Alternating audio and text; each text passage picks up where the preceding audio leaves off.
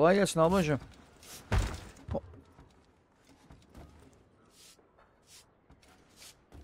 Abla hayırdır?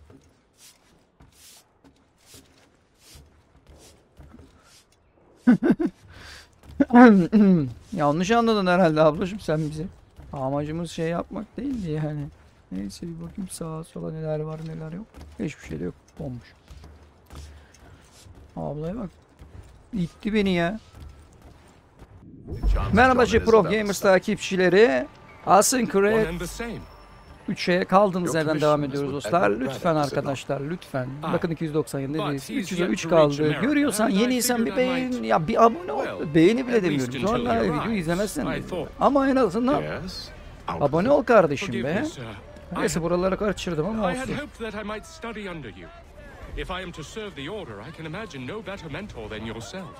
Aha. Oğlum bu çocuk beni gören çocuk lan.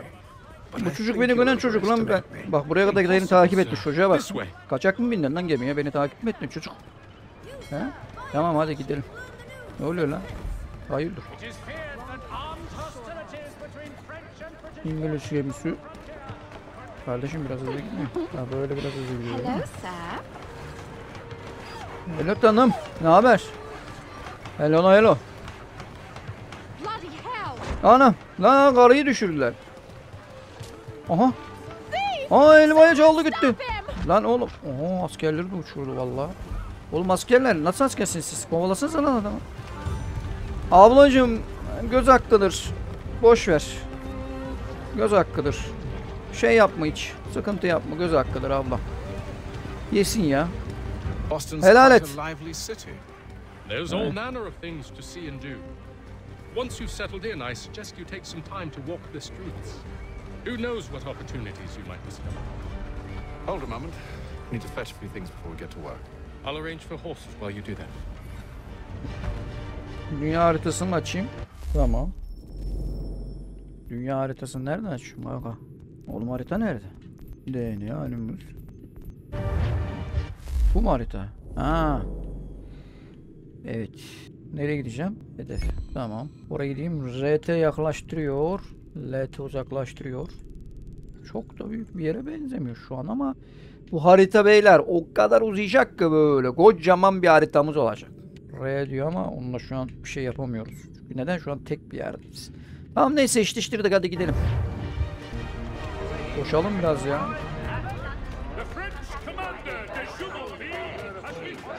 Buradan gideceğim ben. Oh. Yaşıyor ya şehir yaşıyor ya. Arkadaşım ben kısa yoldan gideceğim ama bak. Size kısa yol. Hop tak. Atlarım ben her yere. Her yere zıplarım ben. At. Damn sprigs. This accursed city will be the death of me. You seem troubled, friend.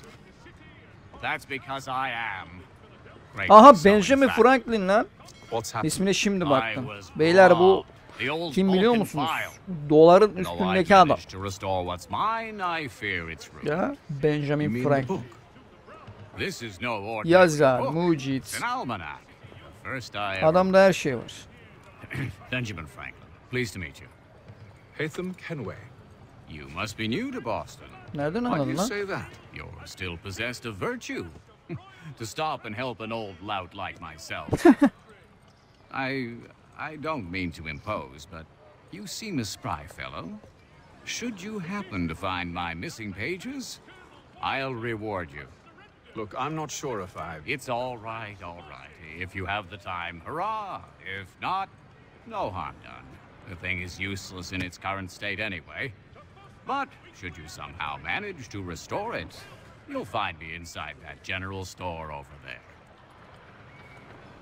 İyi. Well, that was interesting. Bulursam gelirim. Benjamin abi. Almanakları bastın. Bir sayfalarını topla. Şu veri bankasına bakalım beyler. En son girdiler. Evet. Biz buna bakmamıştık. Biz İngilizlerin iyimser bir biçimde Güneşli Brickton dediğimiz yerde bir güverte tayfasından biriydi. Denize olan aşkını yine bir denizci olan babasından aldı. Babası genç Louis'i ilk kez Wentworth ismindeki Londra'dan Boston'a giden bir gemide 10 yaşındayken denize çıkardı. Büyüdükçe Miss dünya çapında seyahat ederek ve güvenilir mantıklı bir denizci olarak saygı kazanarak tüccar denizci olarak çalışmaya devam etti. 1752'de Truva tayfasına katıldı. Çeşitli zorluklara rağmen kaptan ve tayfayla kaldı. Oysa 1755'te hayatına devam etmeyi düşünüyordu. Ben bunu öldürdüm ya beyler. Denizde bunu içinden geçtik. Charles Lee. Evet, bu adam. Charles Lee, Bağımsızlık Savaşı'nın ana simalarından biri olmuş bir İngiliz askeridir. Lee'nin babası İngiliz ordusunda albaydı ve oğlunun askeri kariyerini de erken başlatmıştı. Gelişim yılları sırasında İsviçre'deki bir askeri akademiye gönderilmiştir ve 1746'da Lee babasının birliğinde deniz teğmeni olmuştur. Lee 1755'te Fransız Kızılderili Savaşı için kolonilere gönderildi. Edward Braddock komutasında ve sonrasında da Conderoga Kalesi'nde hizmet ettikten sonra savaşta yaralandı. İyileşti ve sonra Niagara Kalesi'nde savaştı. Her zaman savaşılan birçok kale olduğunu düşünmüşümdür. Montreal'deki İngiliz fethiyle kolonilerle olan zamanını doldurmuştu. Lee 1760'ta İngiltere'ye döndü. Muhtemelen kariyerinde bir terfi aradığı için 1761'de binbaşı oldu ve İspanyollarla savaşmak için Portekiz'e gönderildi. Hizmet sicilinin iyi olmasına rağmen Lee memleketine dönüşünde bir övgü almadı. Aslında ordudan yarım maaş almak üzere emekli olmuştu. Ondan sonra Lee üst düzey askeri yöneticilerin ses eleştirmeni olmuştu ve İngiliz Başbakanı bunun askeri kariyerinin anlaşılamayan şekilde tamamen aksine uğradığını fark etmiştir. İngiliz nizamiler, İngiliz ordunun piyadeleriydi, gidikleri kırmızı ceketler falan filan, bunu geç. Benjamin Franklin. Benjamin Franklin meşhur bir mücit, diplomat ve bağımsızlık bildirgesini imzalayanlardan birisiydi. Yani çevirisi o çağının bir rock yıldızıydı. Benjamin Franklin 1736'da Boston'da doğdu. Bir sabuncunun 10. oğlu olarak 10 oğul. Sanırım ailesinin bir televizyon bile almaya parası yetmezdi ve ayrıca o zamanlar televizyon yoktu. 1718'de kardeş için çalışmaya başladı. Bir matbaa çırağı olarak. Bununla birlikte aralarındaki ilişki pek iyi değildi. Özellikle Büyük Franklin'in Küçük Benjamin'in takma bir isimle bastıkları gazeteye yazı yazdığını öğrendikten sonra. Silence Do Good rumuzuyla ve son derece popüler bir köşe yazısı. İnsan doğası nasılsa öyle davranıyor. Köşe yazısının popüler olması gerçeği muhtemelen daha büyük bir sorun. Benjamin 1723'te kaçtı ve Philadelphia'ya gitti. Burada basın ve yazma işinde kariyerine devam etti. Pennsylvania gazetesini satın aldı. İş, yani demek istediğim sadece çoğaltmak değildi. Bu onun herhalde daha küçük başarılarından biri. Hayatının çoğunu Philadelphia'da geçirdi. Bu Avrupa'ya uzun süreli geziler yapmadığı zamanlarında tabii. Franklin'in bir ikna kabiliyeti vardı ve bu da onu mükemmel bir diplomat yapıyordu. 1757'de Penn ailesiyle devam etmekte olan yasal bir savaşta Pennsylvania'yı temsil etmek için Londra'ya gitti. Bu onun Britanya'ya yaptığı uzun politik gezilerin ilkiydi ve Massachusetts, Georgia ve New Jersey'nin eyalet temsilcisi olarak da gidecekti. Aslında Franklin devrimin büyük bir kısmında Avrupa'daydı. Bağımsızlık bildirgesinin yazımına yardım etmek için kolonilerde olmasına rağmen. Franklin kolonilere uygulanan pul yasası gibi İngiliz vergilerinin muhalif sözcüsüydü ve bununla birlikte devrimin tek çare olduğuna ikna edilmeden önce kurucularımızın birçoğu gibi kolonilerin hakları için bir İngiliz vatandaşı olarak savaşan ilk insandı. Maalesef Franklin'in bu fikir değişikliği oğluyla karşı karşıya gelmesine sebep oldu. William, New Jersey'nin kraliyet valisi olarak görev yapan oğlu William kraliyet yanlısı olmayı sürdürdü. Baba ve oğul bir daha asla konuşmadılar. Maşallah, daha bir şeyler de var. Yeni bir ülke kurmadığı zamanlarda ve aynı zamanda ailesini de yok etmediği, Franklin'in bir bilim adamıydı. Elektriğin nasıl işlediğini gözlemlemediği ve körfez akıntısını haritalandırmadığı zamanlarda çift odaklı gözlük ve daha etkili odun sobaları icat ediyordu. Sen ne yaptın bugün? Mikrodalgada kendine yemek ısıttın ve iç çamaşırlarla öyle oturdun. Aferin sana. Aynı zamanda tam bir çapkındı. Yüce İsa. Bu adam Avrupa'dayken kadınlarla birçok arkadaşlık kurdu. Kayıtlar onda ne bulduklarını pek söylemiyor. Kesinlikle dürüst görünüş değil. Belki kadınlar zeki erkeklerden hoşlanıyordur. Eğer bu doğru olsaydı burada olmazdın. Portekiz'de etrafım onlarla sarılmış olurdu ve sen de şimdi boş bir ekrana bak. Peki. Bayağı bir konuştuk. Devam edelim. Yani General Store. Gelin bakalım ne var. Burada bir mektup var. Mektup olayı nedir? Boston merkez mektupları göreve başlıyor. Tamam başlayalım dedim. Ama herhangi bir şey yok. Allah Allah. Herhangi bir şey gelmedi. Neyse o zaman buradan devam, kapıyı açalım. Hoş geldin, hoş bulduk. Yap bakalım bir takas yap bakalım. Satın alacağız. Normal silahlar. Hop bir tane kılıç alalım. Combo, hız 4 hasar falan 2'ye. Güzel ya, güzel. Onayla. 700 mü? Oğlum çok dedin lan. Bir şeydin biraz. Çok dedin oğlum. Çok dedin lan. Buna 700 la. Ateşli silahlar. Çakmaklı tabanca. Ama daha yüksek isabet oranına sahip olunan falan geç. Bakmaya gerek yok. Oo, sen bizim paranın yarısını yedin ya. Çoğunu yedin. Ne yapacağız biz? Başka bir şey alamayacağız. Çık ve satın alan silahları kuşan. Tamam. Hadi görüşürüz. Soyguncusunuz ya. Resmen soyguncusunuz. Ha. Soyguncusunuz.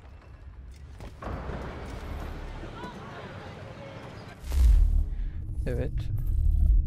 Ha. Evet, tuşuna basıyoruz. Çakmaktan çekmek için ve sağ analogla silahları seçiyoruz. Sol analogla kılıçları.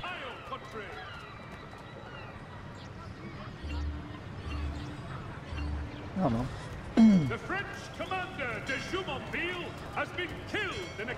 Tamam, gidiyoruz ata binip. Go. Nasıl bineceğim ata? Ha. We ride for the Green Dragon Tavern. The Tamam, hadi gidelim. proprietors are eccentric, but the rooms are spacious and Oy. they do not crowd. Have you been told why it is Şabatur, that under sakin. Boston? No, Master Birch said I should know only as much as you saw fit to share. He sent me a list of names and bade me ensure you could find them. And have you had any luck with that? Aye. William Johnson waits for us at the Green Dragon. How well do you know him? Not well, but he saw the order's mark and did not hesitate to come. Prove Lan, yourself loyal pardon. to our cause, Görmedim sizi. Ha. and you may Eze get eze to know our gidiyoruz. plans as well. I should like nothing more, sir. Bu arada ilk ata bilme mekaniği Brotherhood'da vardı dostlar. Yani bu ilk olan değil ama en geniş haritaya sahip olan ilk oyun ise 3'tür. Ya tabi ondan sonra daha da büyüdü haritalar da.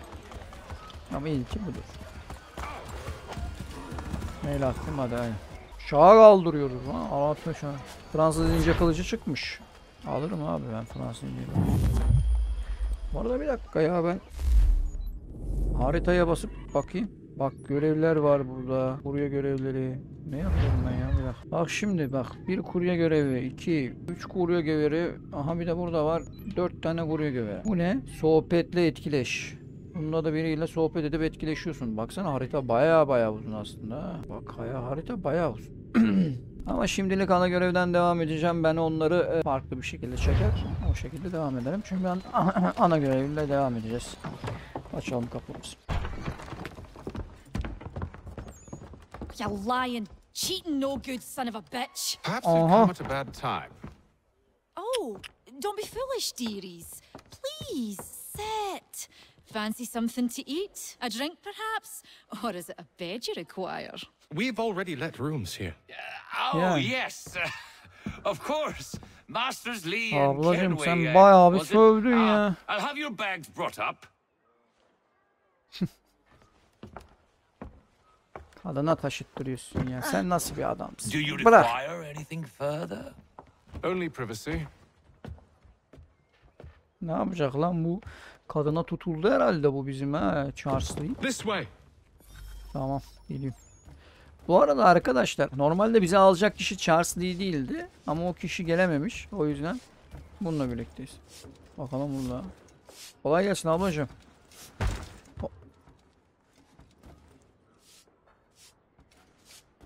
Abla hayırdır?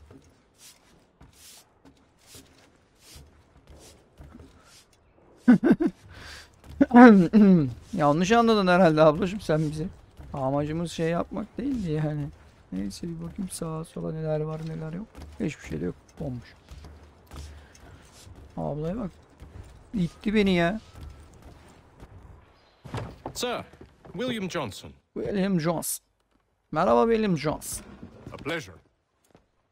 A good lad. Önemli birine He's benziyor. a bit earnest.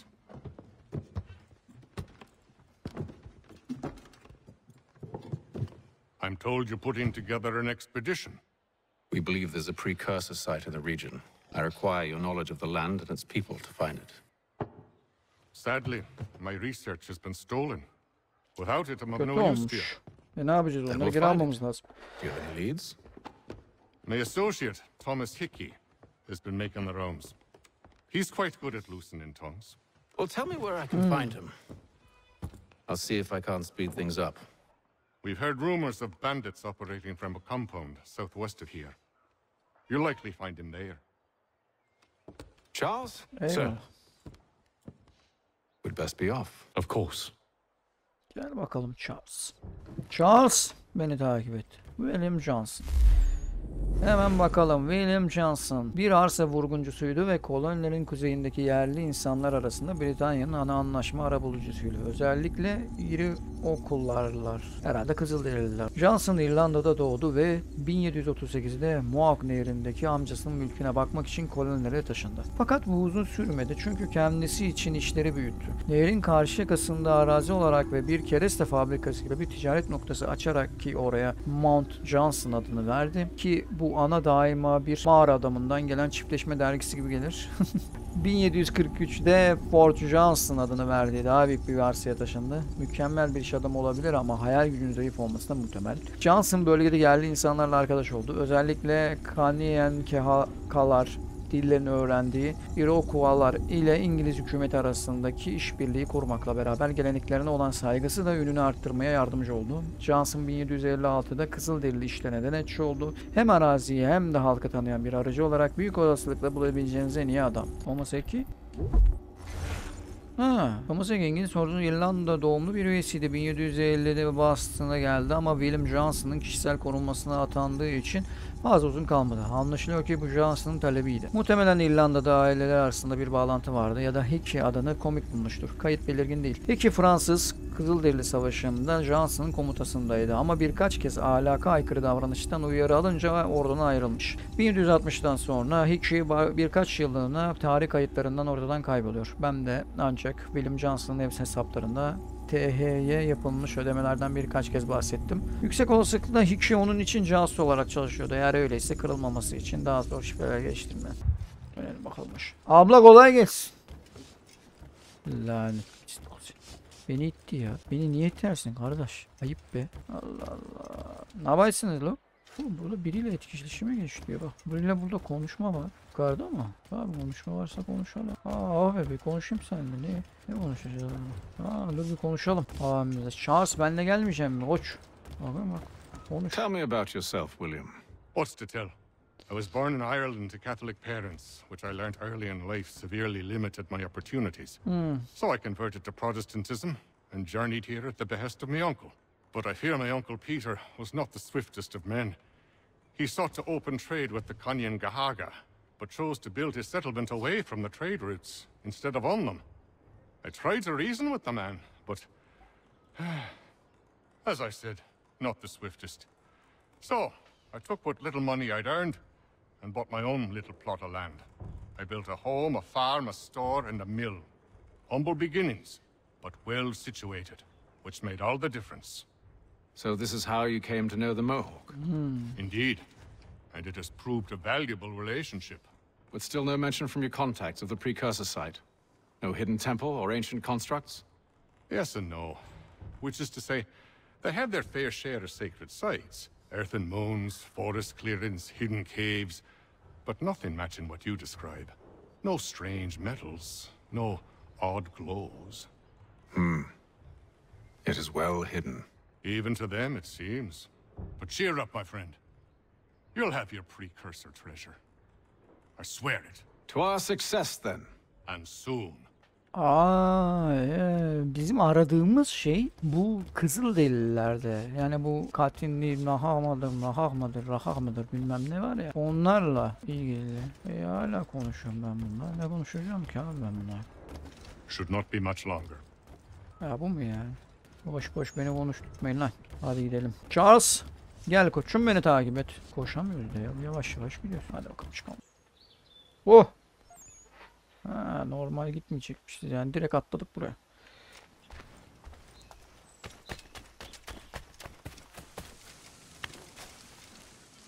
Hadi lan. Johnson'ın ayak işleri. Yapalım Johnson'ın ayak işleri. Thomas Eski. Who's asking? Ben soruyorum oğlum sen kimsin lan? Is that supposed to mean something? Show some respect, boy. Peace, Charles. William Johnson sent us in the hopes we might expedite your search. We don't need no expediting. Don't need none of your fancy London speak neither. I found the men that done the theft. Then why are you just lazing around? Aynen. Figuring out how to deal with those varlets. I have an idea. Well, let's hear it. I'll kill the lookout, take up a position behind the guards. You two approach from the front. When I open fire on the group, you charge in. We'll have the element of surprise on our side. Half will fall before they've even realized what's happened. Yok edeceğiz onları. Yok edeceğiz. Rahat ol. LT. RT. Get into position. But wait for me to take the first shot. Geçin beyler pozisyonunuza. Ben açacağım. Benden ne istiyorsun? Paralı askerleri ateş silahlarla öldür. Ama bununla nişan alıyoruz. Tamam.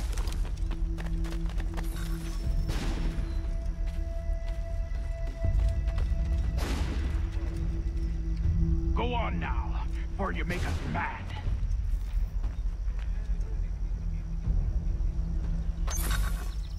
Go on now, or you make us mad.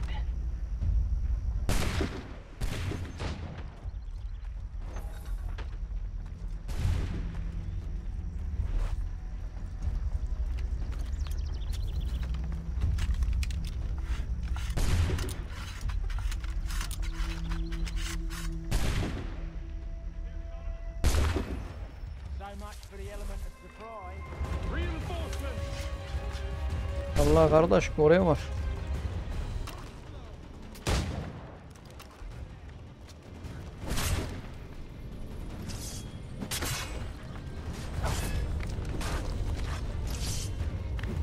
Hop! Ha, nasıl fake? Nasıl fake?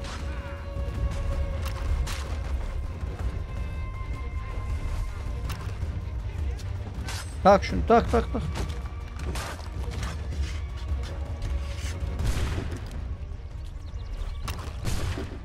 Kim ateş ediyor lan? Öldü mü hepsi? He, güzel. Paralı askerleri öldürelim.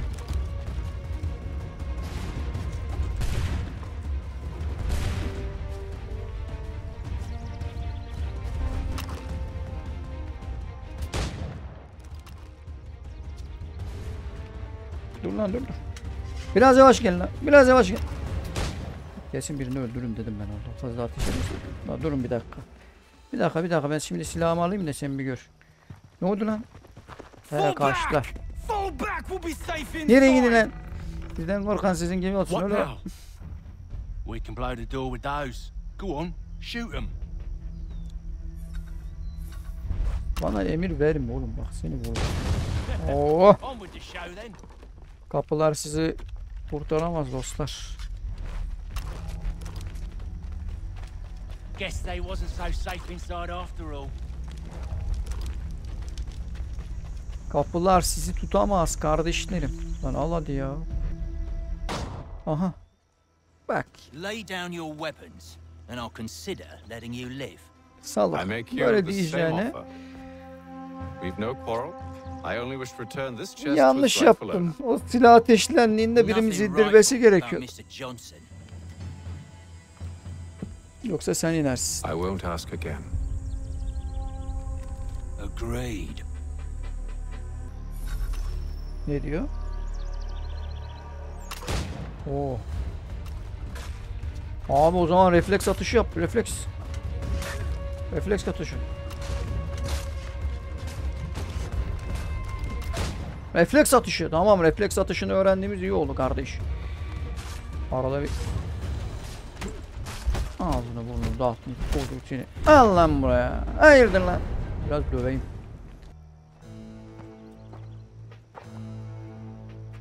Your kind has no need for books and maps. Who put you up to this?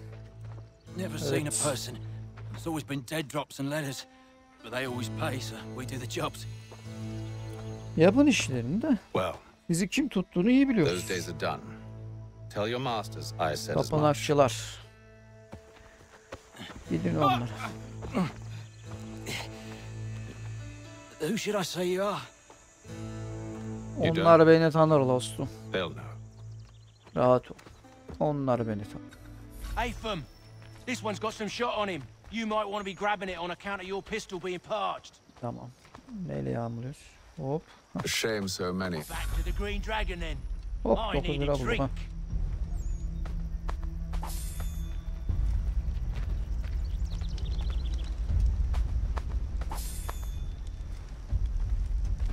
Dur be. Nereye gidiyorsunuz oğlum? Bir yağmalayık şunların hepsini. Allah Allah, Don't let adama go of the chest, dalıyorlar ya. Charles. We'll take care of this rebel. Geliyorum. Al lan. Hadi. Sen kim köpek? Hop. Kardeşim. Geber. Geliyorum. Aferin dostum. Oo. İşte bu kadar. Wait, them bodies is sure to have loot on them. Would be a shame to let it all go to waste. Alırım abi. Are you mad? In case you've forgotten, we're in the midst of something. Aw, why is you always got to go and spoil the sport? Sakin ol lan Thomas. Ben de sürekli bir şeyler çalalım malalım yani. Hayırdır sen ya? Merhaba bayanlar. Merhaba merhaba merhaba merhaba merhaba. Maşallah maşallah. Ha nereye gidiyoruz? O tarafa mı? Lan ben yanlış tarafa gittim. Bayanı görünce benim kafa gitti.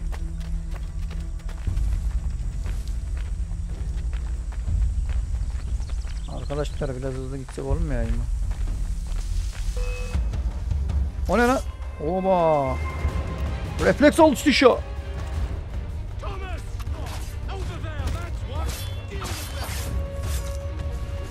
Thomas'ı sıkıştırdılar. Thomas. Geliyorum yardıma ettim kardeşim.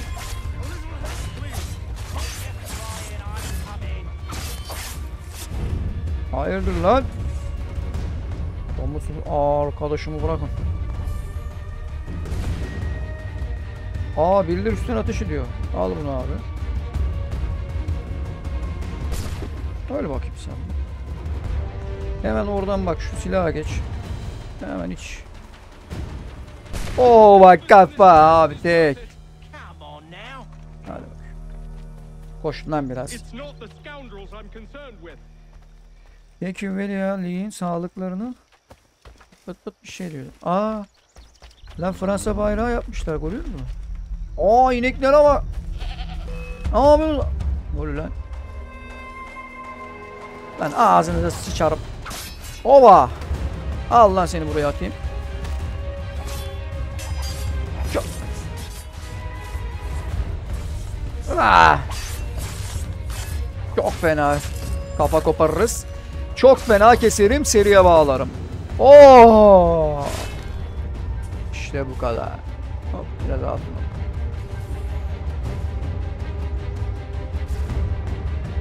Lan bırak onu, bırak oğlum, silahını alın.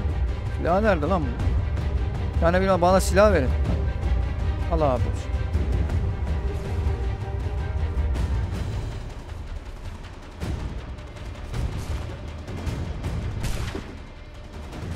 Hemen bunu doldurmayla uğraşacağım. Vakitte başka silah alır ateş ederim. Tamam.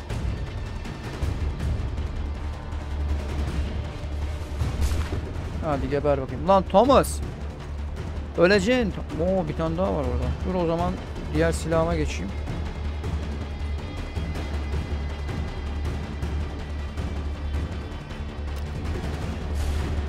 Ha daha mermi dolduracağız ona da. Hadi abi. Aa siktir ölmedi lan.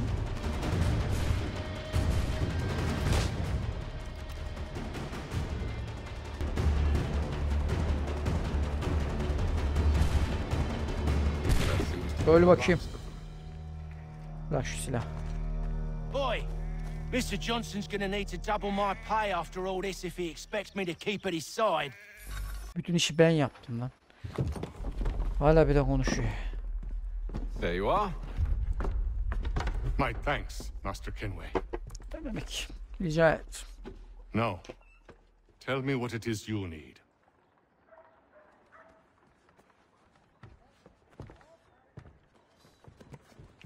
The images on this amulet, are they familiar to you? Perhaps one of the tribes has shown you something similar. It appears Kanyan Gahaga in origin. Can you trace it to a specific I don't location? know. I need to know where it came from. With my research returned, perhaps. Let me see what I can do. Thomas, O iş sende William. What? rent yourself a room. And a bath as well. I suspect we'll be here for a while. İğrenç kokuyorsun Thomas. Şansın ayak işleri dizi 2 yapıldı. Aa biz de iğrenç kokuyor ya. Hala biz de bir kokuyoruz yani. Biz geldiğimizden beri bir banyo yapmadık, bir şey yapmadık, dinlenmedik ya. Bize de ayıptır ya. Seninle konuşabiliyoruz mu lan? Kokan çocuğu. Any news? Whispers of things. Nothing solid at the moment. I know you're looking for word of anything out of the ordinary. Dealing with temples and spirits and ancient times and whatnot. But so far, can't say my boys have heard much. No trinkets or Kafan artifacts senin ne being zaman moved ayık through ki acaba? your Git yıka. Pis koku. Git. shadow market? Nothing new. Köpek. Couple of ill-gotten weapons, some jewelry likely lifted Temizliğe from a aykırı living doymuş thing. ya. But you said to listen Üzerinde for talk koku of organizma glows and olmuş. hums Dolaşıyor and lan strange buralarda. sights, Ayaklanmışlar right? lan. And I ain't heard nothing about that. Keep at it. Oh, I will. You done me a great service, mister. And I fully intend to repay my debt. Thricefold, if it pleases. İyi, bunu Thank you, bildiğin iyi olsun. Thomas. Place to sleep and meal to eat is thanks enough. Don't you worry. I'll get you sorted soon. İyi bakın bakalım, siz halledin o işleri. Ben şimdi buradan dışarı çıktığım vakitte nereye gitmiş oluyor? Mesela bir dışarı çıksam, bir baksam. Merhaba. Barmen bana bir içki ver bakalım. Bana bir içki ısmarla. Allah. Burada da oyun oynanıyor ha. He. Oynarız bir oyun oynarız bir ara. Bakalım buradan çıkalım ne oluyor. He, buradan dışarı çıkıp ben şimdi buralarda da biraz takılabiliyorum. Ama yok öyle yapmayacağım, ben bunu halledeceğim. Evet arkadaşlar, Franklin'in olduğu yere geldik. Bakalım şimdi ne var. La Franklin ne yapıyorsun lan? Hello again. Sana More merhaba. almanac pages? Not quite. It's a treatise, actually. Ne tezi? Oh? Concerning what? The benefits of taking an older woman as a lover. Really? This I'd like to hear. Hadi canım. First and most obvious, they're wiser.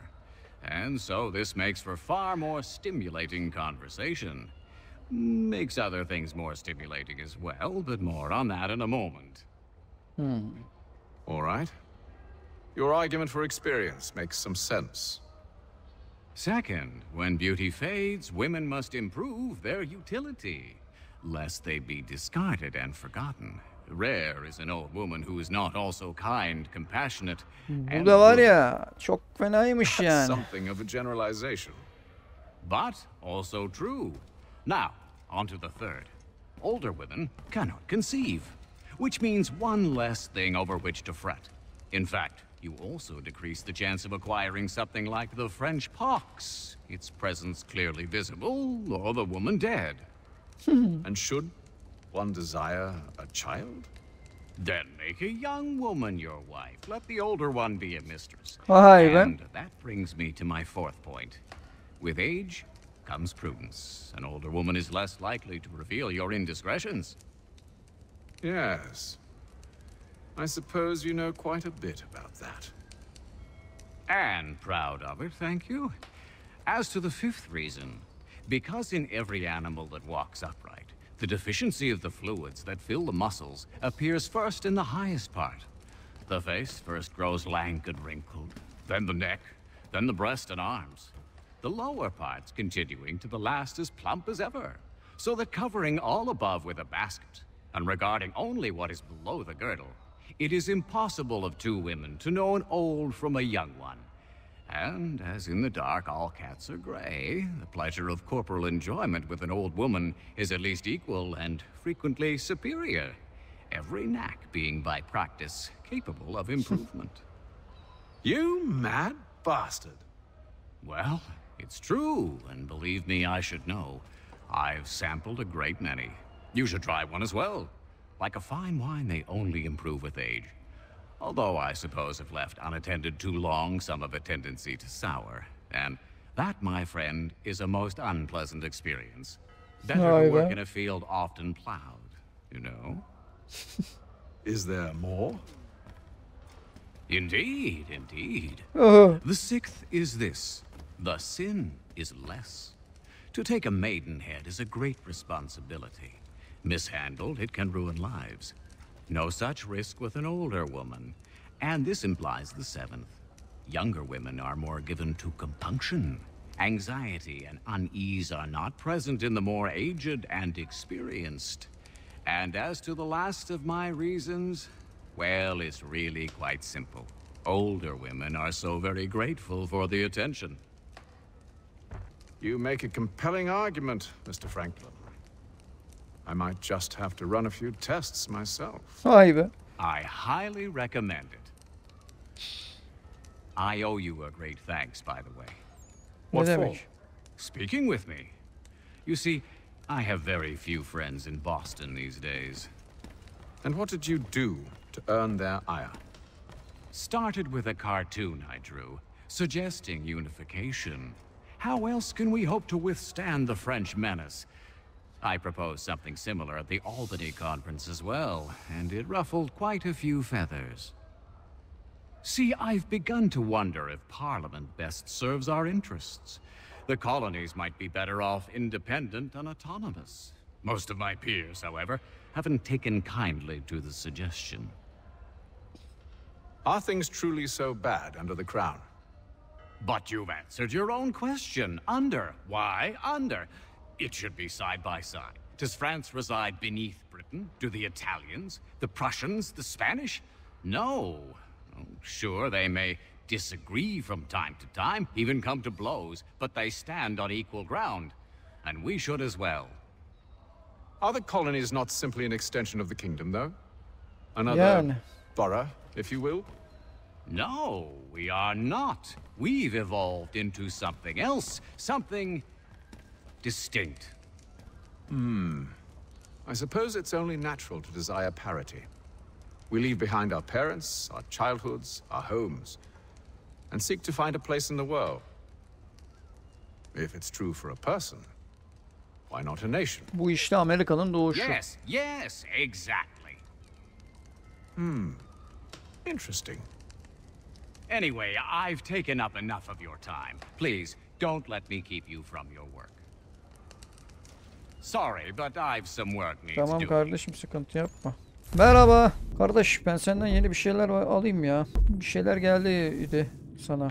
Oo, bunlar Fransız balası, subay kılıcı, av kılıcı. Dur bakalım şunlara. Bunu alabiliyorum. Hafif süvari kılıcı, askılı kılıç, Fransız palası, subay kılıcı, av kılıcı, Kaptan Kidd'in testere dişli palası. Kim oğlum Kaptan? Senin savaş silahları. Bunlar özel kılıç. Bunlar kilitli zaten. Ben bunları aramıyorum. Parayla alakalı değil yani. Değil mi? Parayla alakası yok bunların yani. Paramız yetmiyor. Oo, suikastçı baltası, taş balta, demir taş hançer falan baksana. Ama bunların hepsi kilitli ya, alamıyoruz. Bu ne? Misket falan ha. Mermi. Ya ben bunları bulurum. Tamam, neyse, geç, ben bunları böyle bir şey yapar hallederiz. Adamda görevim var sandım. Yani buralarda bir şey kalmadı. Gidelim o zaman görevimize kardeşim. Atım. Atımı nasıl çağırıyorum?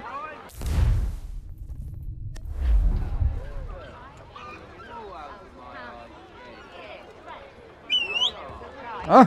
Gel bakayım benim catlı atım benim. Kurban olun ben sana.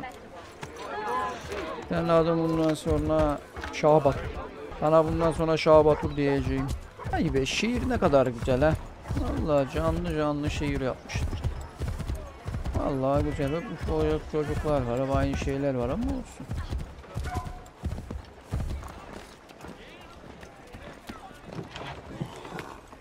Kardeşim, oyun oynarken bakacaksın, etrafına bakacaksın. Düz oyun oynanmaz. Etkileşime gireceksin, oyunla keyif almak için hani her şeyine bakman lazım. Yani dümdüz oyun oynarsan olmaz kardeşim, olmaz. Yani dümdüz oyun oynayanları izleyin o zaman. Tamam mı? Ben izlemiyorum. Listedeki bir sonraki göreve başla. Evening, gentlemen. Belki uzar. Charming. Oh, peace, Charles. He'll grow on you. Oi! Catherine, you fussock! Get back here! Daddy needs a drink. Nereye atıyorsun lan? Biraz saygılı ol. How fares Şerefsiz. the search? Maths and maps are not cutting it. What of your local contacts? We'll need to earn their trust before they'll share what they know. I have an idea on how we might be affecting that. Aha. There's a man who's taken to enslaving natives. Rescue them, and they'll owe us. Do you know where they're being held? Afraid not.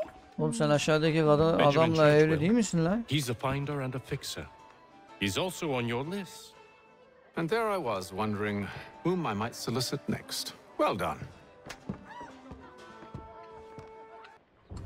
Oğlum o kadın aşağıdaki adamla evli değil miydi lan siz? Hayırdır, ne yapmaya çalışıyorsunuz? Ben konuşabiliyor muyum lan Charles? Do you like it here, Charles? There's a certain charm to Boston, I suppose. To all of the colonies, really. Granted, their cities have none of London's sophistication or splendor, but the people are earnest and hardworking. They've a pioneer spirit I find compelling. It's quite something, really, watching a place that's finally found its feet. Has it, though? The French still wage war from up north, and I fear the Spanish have designs upon this place as well. Is this a new world, or just another battlefield? Ah, that's a story old as time itself, and one that's not like to change. We're cruel and desperate creatures, set in our conquering ways.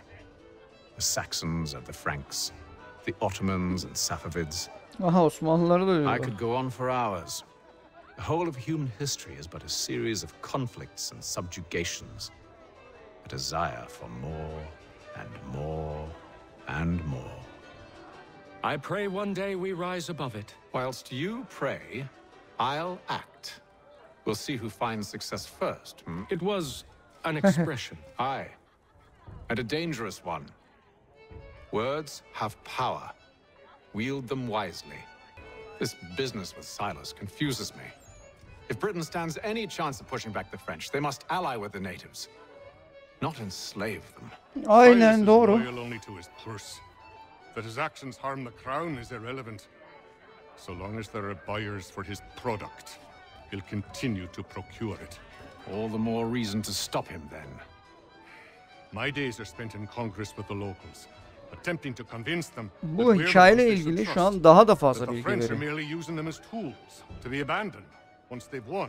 Your words must lose their strength. Şimdi arkadaşlar burada aslında bir koloni halkı var. İngiltere'den gelmiş kişiler bunlar. Ama burada yaşadıkları için kendilerinin bağımsızlığı hak ettiğini düşünüyorlar.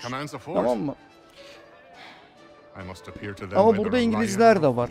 O yüzden de bağımsızlık ilgisi nasıl oldu? Kendi aralarında bir devrim oldu. Ve bağımsızlığını hak etti burada yaşayanlar ve Amerika'yı kurdular. Amerika böyle kuruldu. When I know something, you'll know something. Tamam lan sus hadi ben gidiyorum. Evet gidiyoruz yeni görevimize doğru. Siz orada oğlum 3 kişi oldu bunlar, oturun orada. Ben ekip topluyorum ha. Vallahi kendime bir ekip yapıyorum ben. Şu an belli oldu, bir ekip yapıyorum. Senle de bir ara oynayacağım. Oynayacağım. Senle de oynayacağım. Sen dur bekle. Senle de oynayacağım.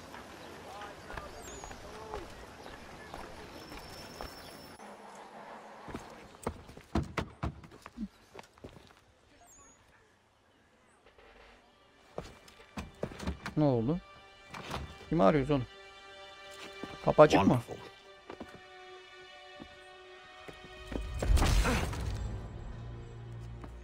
Oğlum Charles. Sen hayırdır lan? Sir?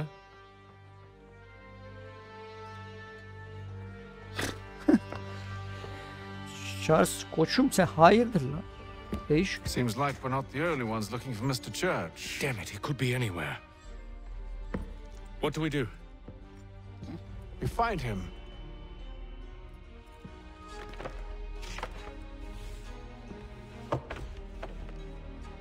Bu mu aradığımız kişi? Come. I'll show you how. Neyi? Bu nerede diye soracağız yani belki. Buyur belirti. Bu hedefin öldürülmemesi gerekir. Tamam. Benjamin Koch. Should we right his family, do you think? Not our business to meddle, even if we've the best of intentions. But if you could have seen it, Seri ya da sosyal sürü gösterge düşmanın fark etme ve inceleme durumunu during gösterir. the day, no less. Bir dakika bakıyorlar bana. Hedef şüpheleniyor demektir. Olduğu an gösterge kırmızıya dönecektir.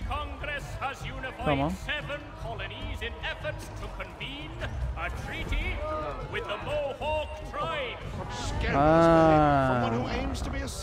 Birdeki görevler gibi böyle bir yere oturup böyle dinlerdik, bilgi alırdık. Aynısını yapıyor. Benjamin's parents would be mortified. Perhaps I should send someone to retrieve him before he damages his reputation beyond repair. They stumbled off to the northeast, no doubt in search of a tavern or some other place of ill repute. Start questioning those on the street. I'm headed for higher ground. Haritadan keşfettikçe açılır. Keşfe oranını arttırmak için tırman. Tamam. Oo, yukarı tırmanacağım. Hadi bakalım. İlk etkileşimimizi de yapacağız. Çıkamıyor mu? Ha, tutma da bir an dedim çıkamıyoruz herhalde. Aa, ne kadar güzel. Aa, niye çıkmıyorum be?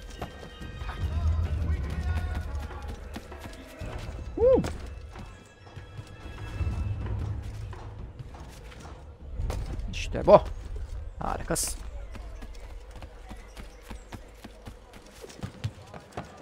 Ağaca atlayabiliyor muyum? Oo, yok atlayamıyormuş. İyi canım da gitmedi ama. Oğlum nereye gideceğim daha ya?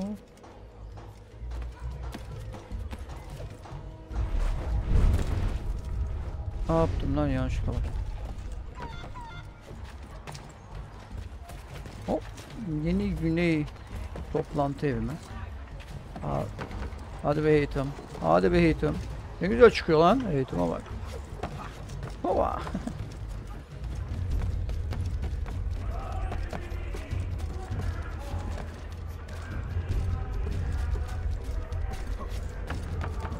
Üf. Tırmanma olayı çok iyi olmuş. Bak gerçekten çok hızlı bir şekilde tırmanabiliyoruz. 3'ten sonra zaten bu şekilde oldu. Gerçekten de güzel oldu şimdi. Kiliseye tırmandık. B tuş. Oo, ilk senkronizemiz. Vay vay vay.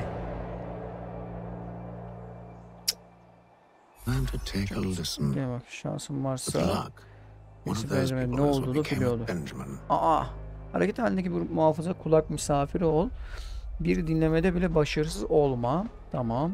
RT artı bu.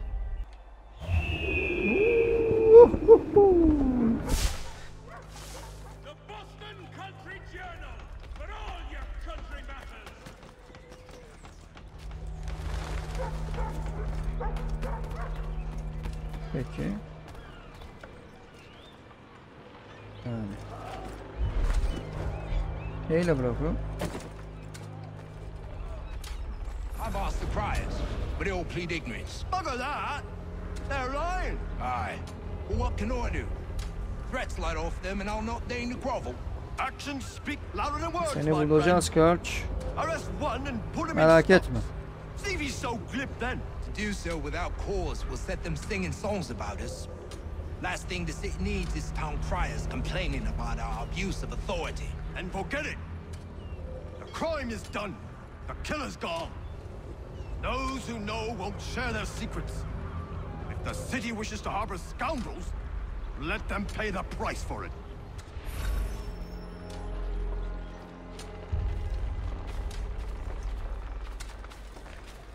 Kolay gelsin efendim. Ben orayı senkronize ettim. Peki niye yok olmuyor?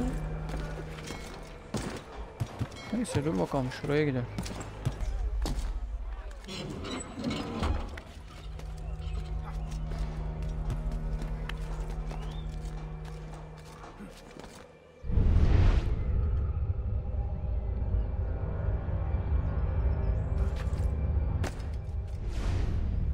I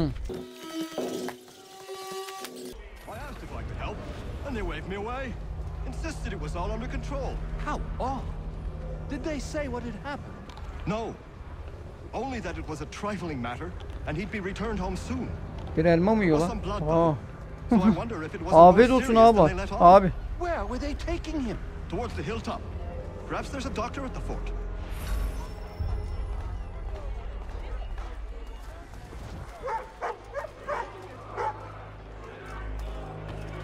Aa, burada da bir tane nokta var. Dur bakalım, buraya da çıkalım.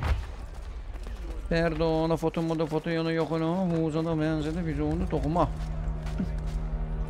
Abi çık abi, biraz daha yüksel daha aşağı kadar şanlı Galatasaray.com. Oğlum zıplasana oraya. Oraya çıkamıyorsan adam değilsin yani ha. Ah ne güzel ha. Kartal.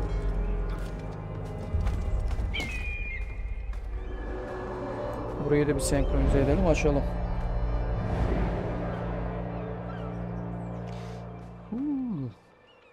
Nereye atlayacağım? Önemli olan soru o. Lan bir tane daha. Ha, böyle açınca böyle olmuş. Yes. Güzel. Aha, şimdiki. Asıl muhabbet bunlarla. Ya. Şu an görünmüyorum değil mi? So he says to church that one way or another the debt would be settled. I don't envy the man. He's grim times ahead. What do you think they're planning? All I know is it can't be good. Probably looking for a nice, quiet place to do the deed. From what I hear tell, his work usually involves quite a bit of screaming. Which reminds me, we'd best not buy any meat. Good call, that. Evet, bunu da hallettik. Fark edilmeden kal. See, Charles? We'll have church in no time, just as I said we would. If I might ask, sir, where did you learn to do all this? It is a requirement when you are raised in the manner that I was. Perception is fundamental to the order. It guides the feet when running and climbing, informs the hands when striking and fighting. But most important, it transforms the senses, and we begin to know.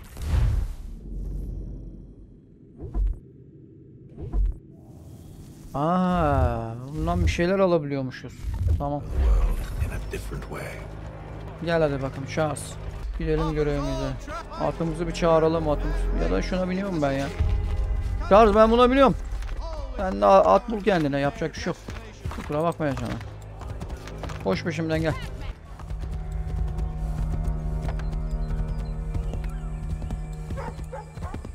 Careful. The place is well guarded. We need to slip past them. Gel lan gel. Fark edilmeden kal.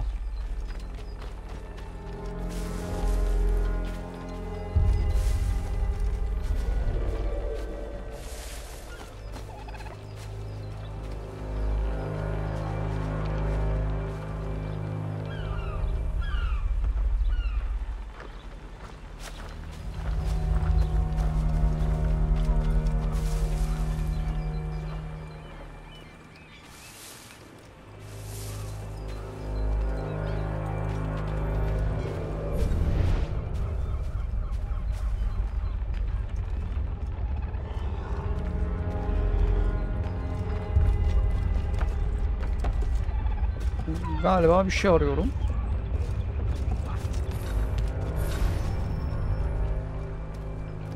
Şuraya gitmem lazım.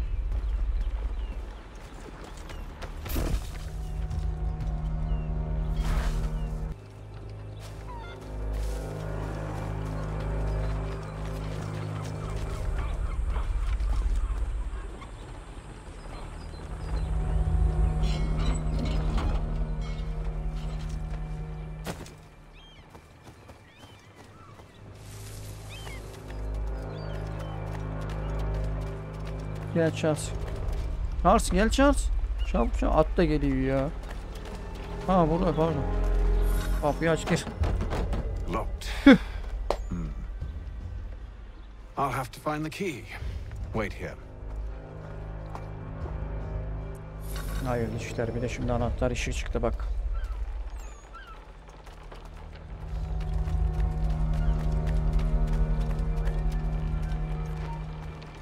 Ne oluyor lan? Hop hop hop.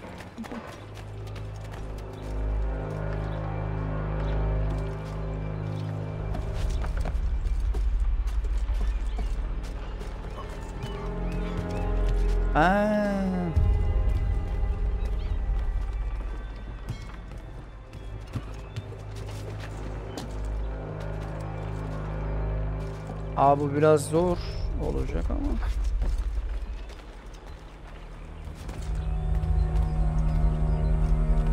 Bir daha dönsün ancak o zaman hallederiz o işi. Tamam, ben de gidip en zorunu seçmişim.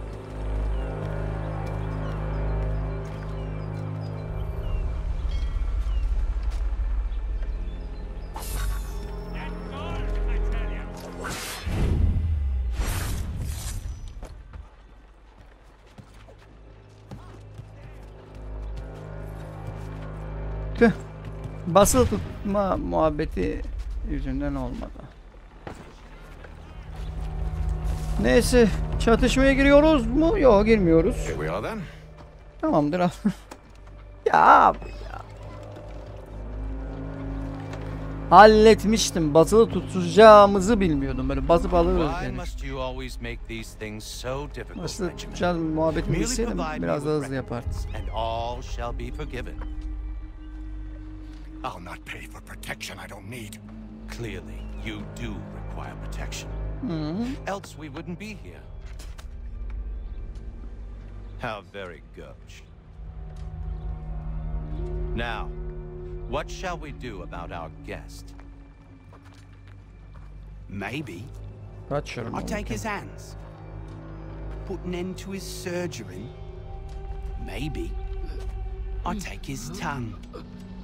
Put an end to his waggling. Or maybe I take his cock. Put an end to his fucking Whoa. So many options. I can't. Olmaz o kadar da yapma ya. Take all. Olmaz o kadar da yapmayın lan. Hold a moment. Perhaps I was hasty in refusing you earlier. I'm so very sorry, Benjamin. But that door has closed. Be reasonable, Silas. I rather think I was. But you took advantage of my generosity. I won't be made a fool a second time.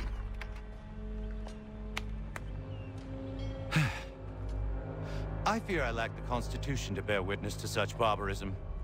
Come find me when you're finished, Cutter. You'll regret this, Silas, do you hear me? I'll have your head! No. I rather think you won't. proud to have raised a specimen like yourself. Quiet now.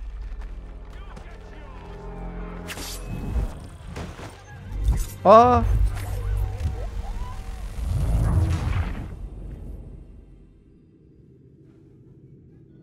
Tamam, ne yapacağım?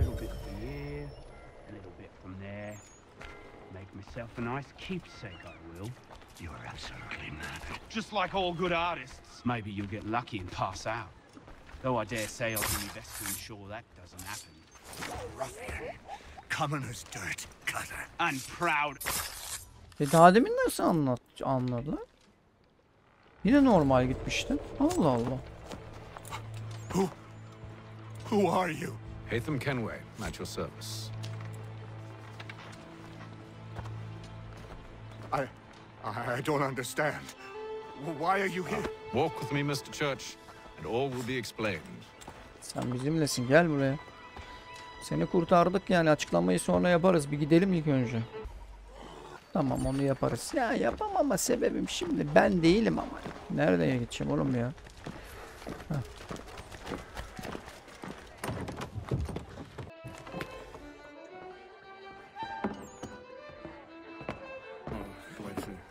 Ekibe yeni biri daha geldi ha? Johnson's told me what you intend. As it happens, the man who held me is the same one that you seek. His name is Silas Thatcher. That fancy lad is our slaver? Don't let his velvet tongue deceive you. A crueler and more vicious creature I've never known. What can you tell me of Vay this be. operation? He hosts at least 100 men, more than half of whom are redcoats. All this for some slaves? Hardly. The man's a commander in the king's troop, in charge of the Southgate fort. We need to find a way inside. Let me think on it. In the meantime, I'll attend to our final recruit. John Pitcairn's our man. I'll take you to him. Fizik hala bitmedi değil mi? Şimdi hacılar.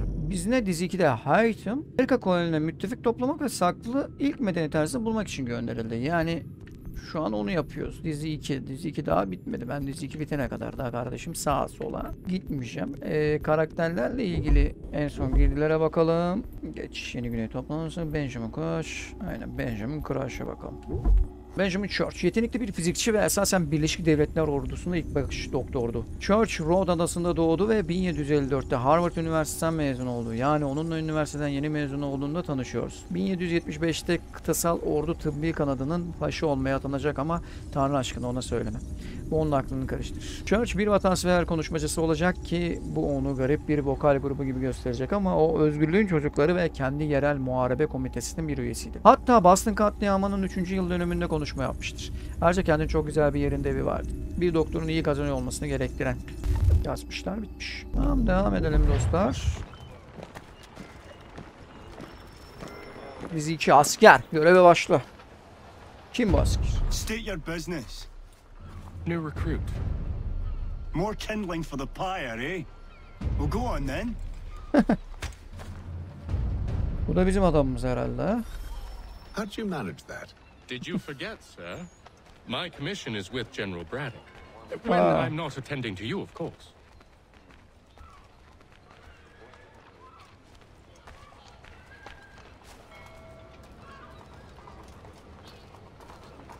Ya buna böyle takılıp kendi gitmiyor mu? Ben onu merak ediyorum ya. Hani mesela kendi kendine otomatik yürüyordu. Pitcairn, you fool! Your acts are treacherous. Give me one Evet, bravo. reason I shouldn't kill you right now. Were you planning to announce yourself, or did you hope my men wouldn't notice your arrival? If you'll allow me to explain. By all means. I should like very much to hear this. I have not deserted, sir. I am here under Commander Amherst's orders. Show me a letter bearing his seal, and you might be spared the gallows. I have no such thing. The nature of my work, sir. It's the sort of thing best not put to paper. Haytham. General Braddock? I suppose I shouldn't be surprised. Wolves often travel in packs. Master Pitcairn won't be here for but a few weeks. I shall return him to his proper post once our work is finished. The devil's work, no doubt. It's bad enough my superiors have insisted I grant you use of Charles. But they said nothing about this traitor. You'll not have him. Nasıl alamayacağım ya? Listen to reason. We're done here. See these gentlemen out. Brodok'a bak. Oğlum bizim adamımız lan o. Well, that didn't go as I expected. And to think I used to call him brother. What now? They'll chase us off if we try and return. We're done with this camp. As luck would have it, so are they. Come along. What are you planning? To steal Master Pitcairn. What? You'll see. Now, pardon. when I give the signal, you're to distract Braddock's patrol and lure them into a dead end. Ne istiyor görev? Fark edilmeden kalabileceğin süre limitli %10.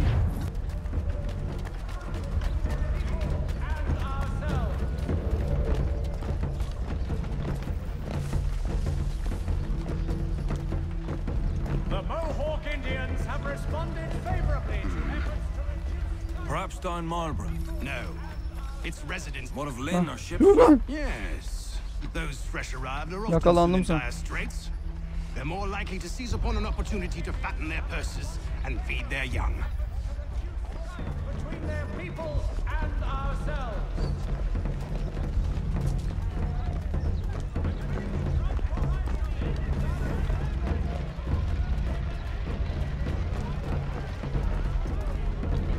Hangi görev ben de... Yukarıdan gitsem daha iyi olmaz mıydı ya? Şimdi aniden dönerler falan filan. Ne yapıyorsun lan çocuk?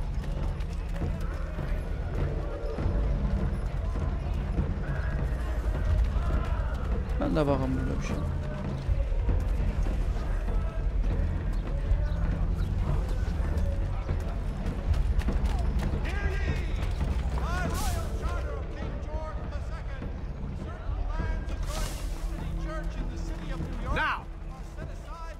Ne şimdi? Ben mi dedim şimdi? Koş koş koş koş. Dikkatlerini dağıtacağız. Helal lan sana. Oi! You thieves and scoundrels, one and all! Fire on you and your false war! Lan oğlum dikkat dağıt dedik de yani bokunu çıkartma kelimesini la ile yerine getirdin. Aferin sana Charles. Ya bokunu çıkardın, helal lan.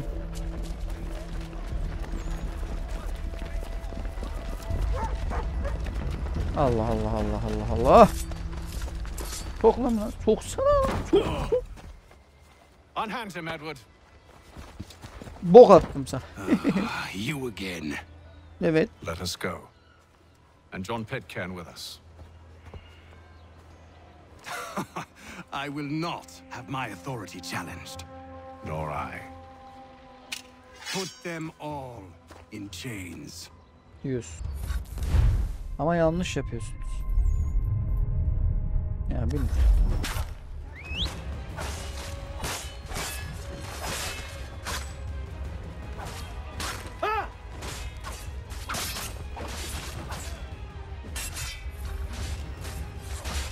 Birbirleri takviye çağırmasına engel ol mu? Nasıl oğlum? Kime engel olacağım ki? Kim muhbir kim oğlum? Ben herkesi öldürdüm la.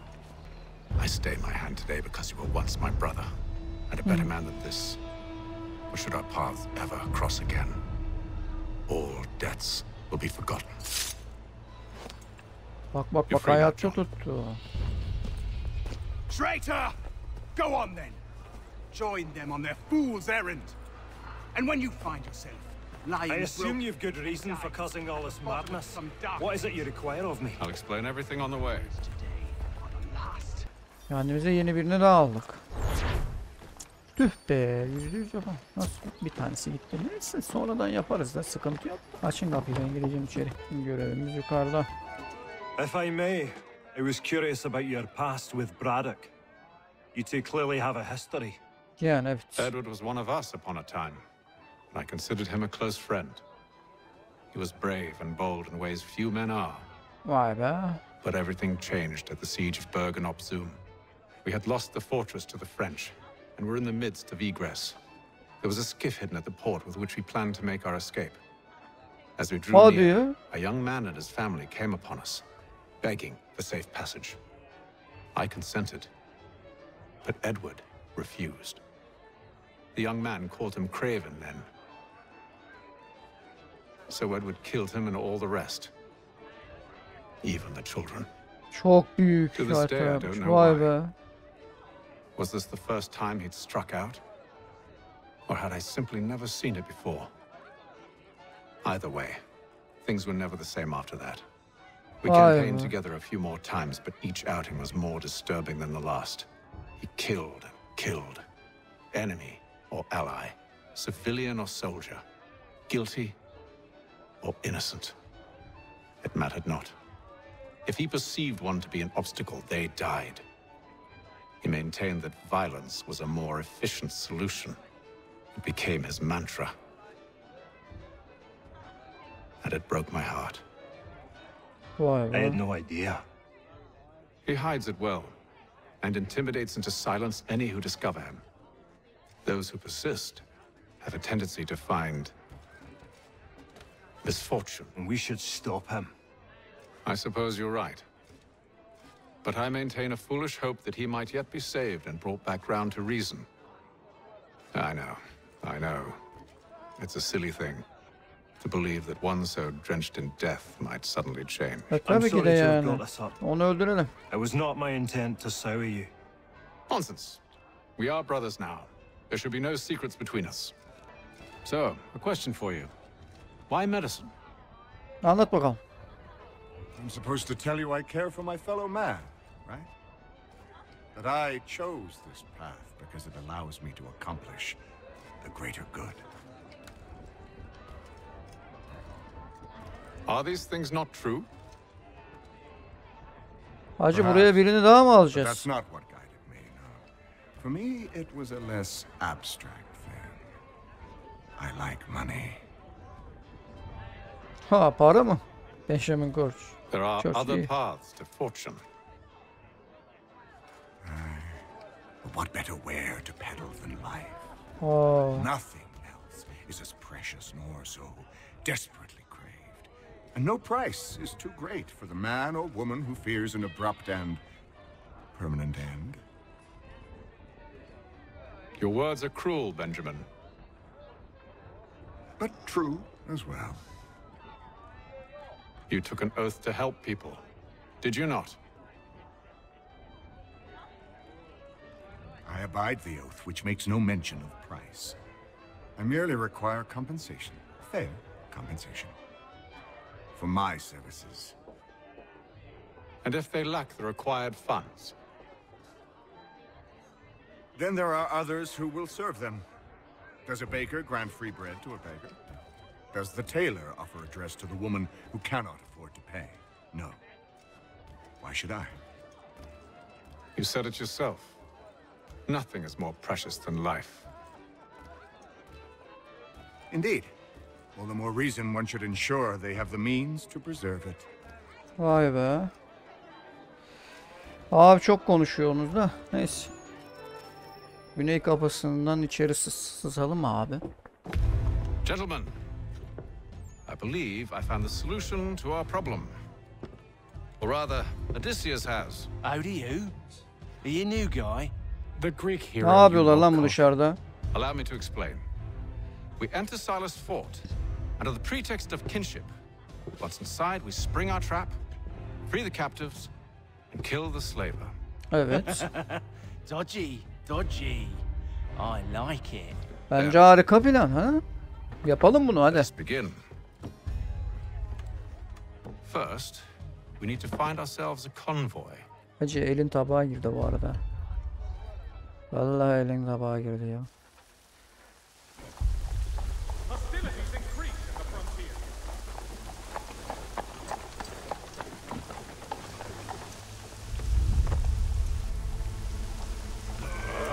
Kanka bir üstünü değiştir lan.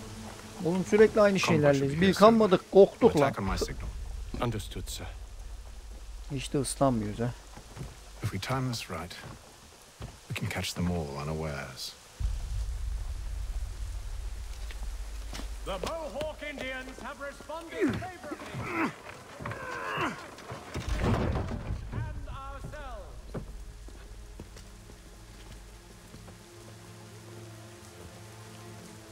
Muhteşem tuzak kurduk.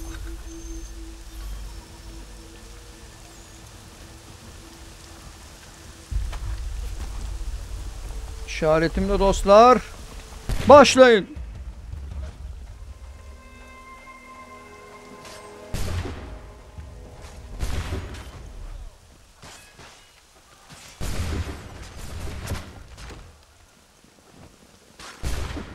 Oğlum hadi lan. Lan bir tane şey yapın lan. Hadi lan oğlum. Abi silah kullanmak çok kötü ya. La bırak silahı, ben atlıyorum kafalarına ya. Seç şey. Nerede lan o silahım? Nereden seçeceğim? Al bunu abi, gizli uçak. Atla üstüne be. Yani bakalım. Laps diye soktum. Bizim adamları iyi öldürdük. Charles, you and William serve as vanguard. Let no man reach us. What about me? You and John will follow from a distance and keep watch over us. I'll signal you when I have need of your services. It is feared that armed hostility. We're here to help you, along with those held inside Southgate Fort. Free me. Not until we're inside the gate. I can't chance an inspection of the gate going wrong. I'll see you safe. You have my word. Sözünü tutarsın umarım. İlk Kızılderili tanıdığımız. Do you know anything of Silas' operation? How many men we might expect? The nature of their Kızılderili savaşı. defenses? You must be rather important to him if you were given your own escort. Sir, Kardeşim iplerimiz nerede? Biz ipsiz mi kullanıyoruz bunları? Ha? Let Jonathan and Thomas take care of it. As you wish. Vallahi biz bunları ipsiz kullanıyoruz herhalde. I wish you'd trust us. Though I suppose it's only natural for you to be wary. So be it.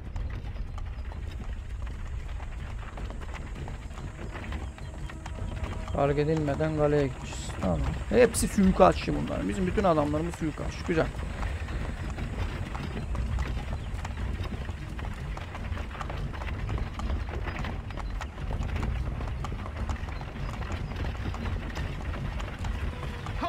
Identify yourselves. Where is Lieutenant Jones? What's the meaning of this?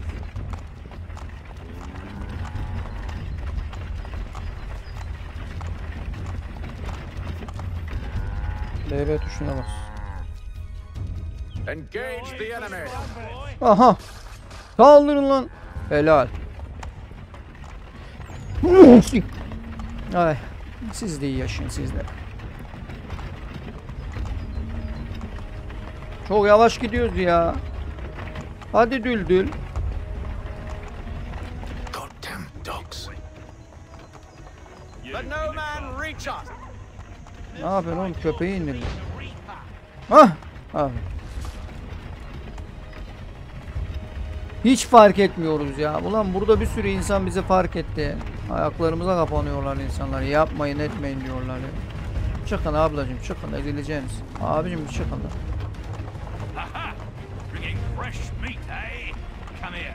On your guard, men. Of course. İndirsene de şunu. Allah Allah bak Only anlayacak say mı? the word and I'll cut them down. One moment there. Me and you. Who's your officer? Engage the enemy. Değiller lan. Helal. Güzel. İçeri sızdık. Ekibim harika ya. 2, 3, 4, 5 kişi ve benle 6. Hadi gidelim.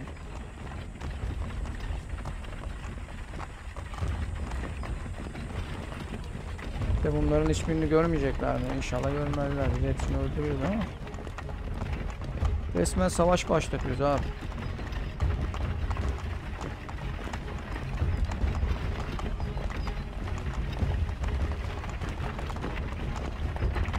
Kaleye sızdık. Ben seni bir yerden tanıyorum. Hold! Evening, gentlemen. State your business. Delivery for Silas.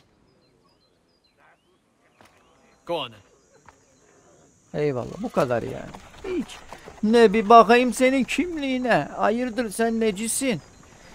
Hani oğlum bilgileriniz var mı? Falan. Hiç öyle şeyler yok. Freeing you just as I said I would. Now, if you'll allow me to explain. Hiç dinlemedim. Kaçtı gitti. But she'll give us away. Vermezler merak etme. She won't. What's the plan? Free the captives and avoid detection. What of Silas? He dies. İstediğin olacak Kirch merak etme. Know when you're ready to strike. Saldırıya hazır bulunduğunda işaret var. General bul ve öldür. Köşeden bir gizli suikast denemesi yap. 3 tane.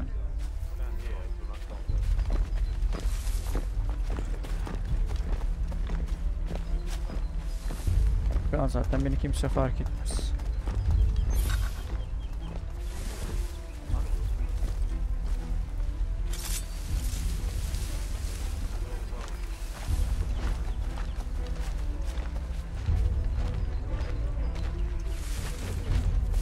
Who have we got then? What are you talking about? Prisoners. Who are they? Prisoners? Stop slouching, soldier. There are no prisoners. I said stop slouching. Who are you to tell me what to do? They do not Good exist. friend of Mr. Thatcher. Understood. And if they did exist, my apology.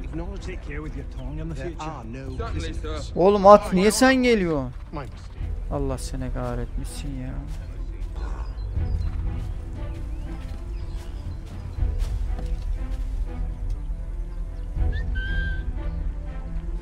Gel bakalım.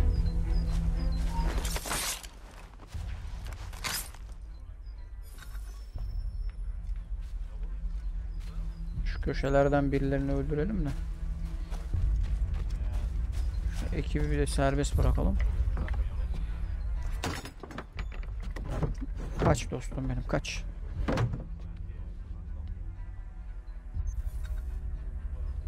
Birilerini kurtardık. Tek başına olanları öldürmem gerekiyor.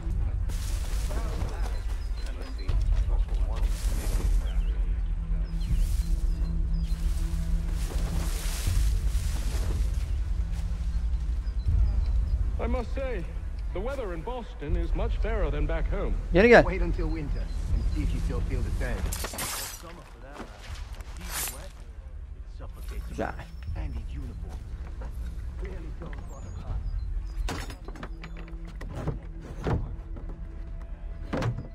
Kaçın dostlarım. Özgürlüğünüze kavuşun. Gidin hadi buradan. Siz de kurtardığıma göre gitmem gereken yer şu.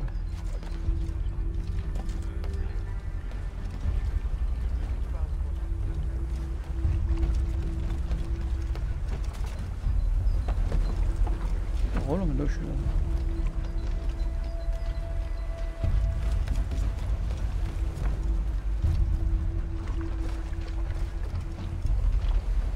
Geldiği zaman indiriyoruz.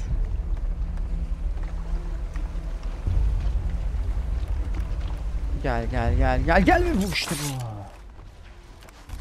Bu kadar. Çıksana be.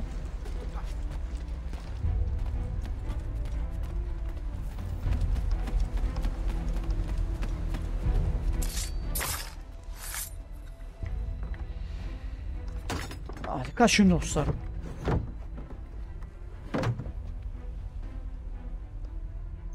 Bir ekibi daha kurtardık, iyi oldu. Tamam, hepsini kurtardık. Güzel.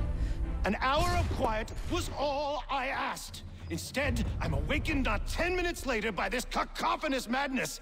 I expect an explanation, and it had best be good. Ne oldu Silas? How did this happen? Kimse yok. My precious merchandise set free. It's unacceptable. Rest assured, I'll have the heads of those responsible. But first we clean up this mess. 92 yazıyor. Seal the fort, kill any who try to escape. I don't care if they be one of us or one of them. To approach the gate is to be made a corpse. Am I understood? İşte ne kadar korksan da sonun ölüm Silas. Generale bunu öldüm ne lan? Ne oluyor lan? Ne yapacağım? Ha. Oo, öldürdün şunu.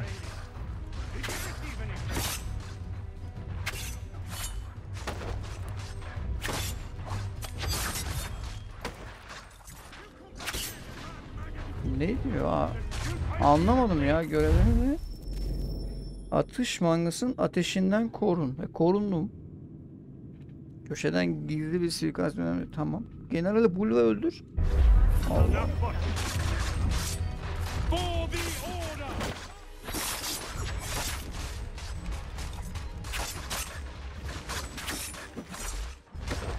Gel lan. Hallettim. Birlikte halledeceğiz. Birlikte halledeceğiz bunu. Üf. Çok iyi öldürdüm ha.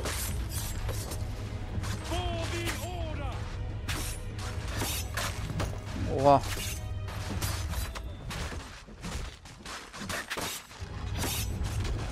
Hadi.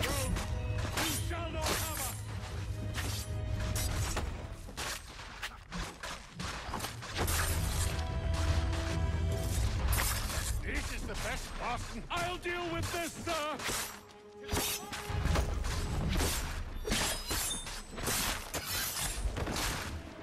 Abi ben şeyi değiştirsem mi? Bunu öldüremiyorum ya.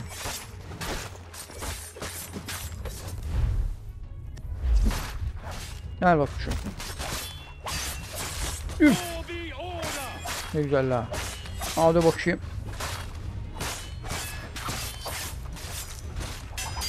Ulan kaç tane adam var maşallah. Öldür bitmediniz ha.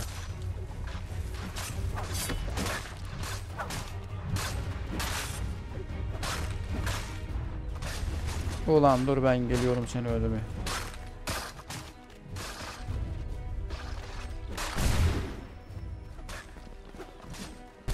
Dur atış mangası ateş ettiğinde.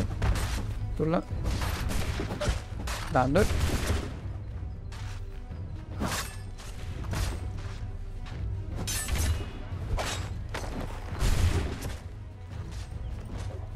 Korundum.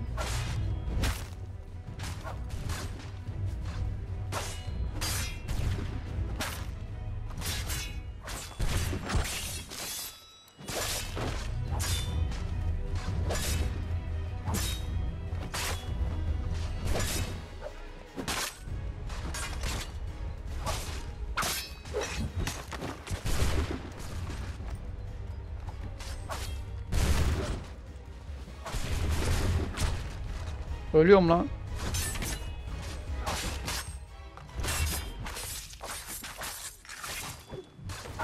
Abi siktir git. Allah sizi kahretmesin. Ölüyoruz lan burada. Ben buradan çıkıyorum abi. Lan kalksana. Benjamin! Glad to have you with us. I could use some help. Kill the intruders! All of them! Öldürdüm be. Aa bırak. Sokarlar. Who are you? Name's Hatham Kenway. You don't know me, but I believe the two of you are well acquainted. Ya. I made a promise to you, Silas. One I intend to keep. Aynısı kardeşim.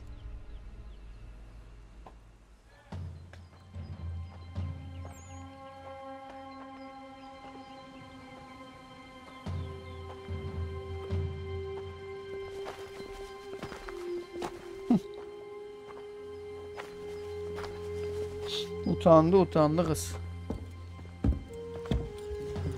What happens now? We wait. But not for very long, I suspect.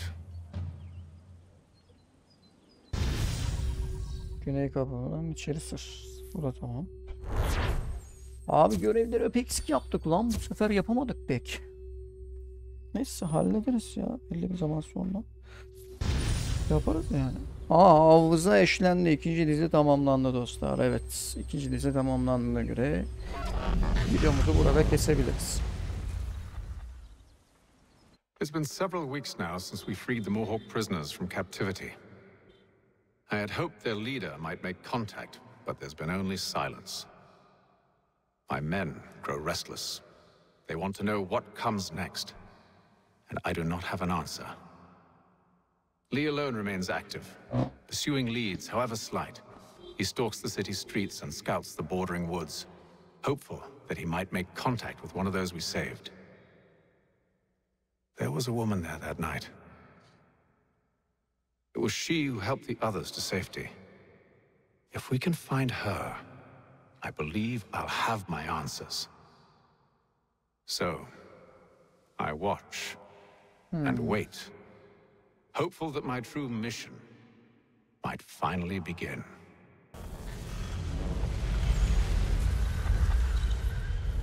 Evet arkadaşlar, dizi 3 Boston 1755 yılı.